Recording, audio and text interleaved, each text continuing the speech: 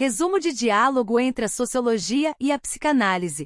Logo no início da obra, Denise fala sobre a inquietude causada pelas teses de Freud, onde teoria e prática para ele estavam atreladas a uma busca incessante pelo conhecimento do que é, de fato, a realidade.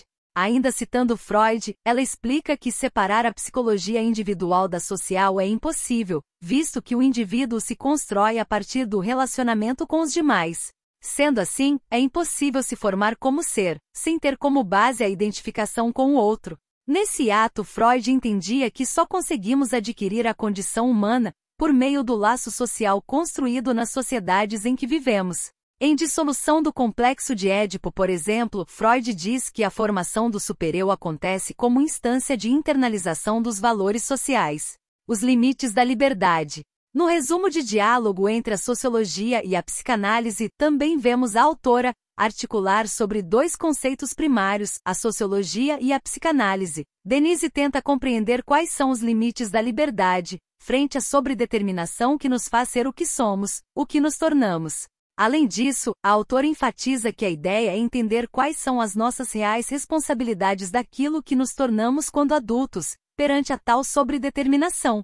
Um ponto importante citado no livro é o de que há uma submissão às mais variadas formas de opressão, o que por sua vez, resulta na questão de emancipação humana. Citando Pierre Bourdieu, Denise também fala sobre como a dimensão social do indivíduo tem ligação direta com sua posição ocupada em âmbito social, sobretudo no que depende do capital cultural e econômico que possui.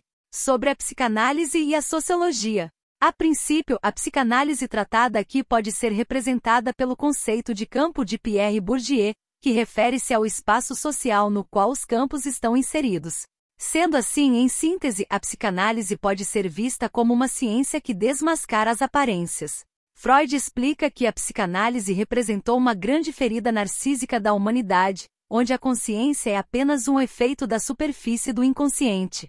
Portanto, fica evidente que a consciência é um lugar de mentira, isto é, da ilusão, do ocultamento. O inconsciente, em linhas gerais, pode ser esclarecido como sendo algo que habita nosso ser, porém, pensa em nós e por nós. Nesse caso, não existe liberdade ou ainda, nossa liberdade é restritiva. Por fim, pode-se dizer que a psicanálise rompe as estruturas do pensamento ocidental, que até então, acreditava que o sujeito era único, ou seja, tinha-o como figura centralizada. Em outras palavras, pôs-se em xeque a ideia de que, será mesmo que o sujeito é 100% racional em suas ações? Recorrendo à sociologia das emoções, Denise explica que as emoções humanas, como amor e raiva, por exemplo, podem definir ações sociais. Portanto, supõe-se que os elementos que constroem nossas emoções são socialmente dados como uma condição. Visto que todos temos um modus operandi comum, nascemos, vivemos, amamos, morremos. Sobre a pluralidade dos mundos. Dado o momento, a autora fala sobre a pluralidade dos aspectos que constitui a realidade do mundo social, tendo como base a teoria dos campos que, por sua vez, corresponde aos diferentes campos onde os sentidos comuns são construídos. Em síntese, o campo é o lugar de práticas autônomas. Isto é, um local específico que compreende as experiências vividas pelo indivíduo. Lembrando que cada indivíduo vive uma experiência única no meio em que está estabelecido. Esse campo também é estabelecido pelas posições ocupadas pelo sujeito, que determinam a maneira como ocorrerão suas interações sociais.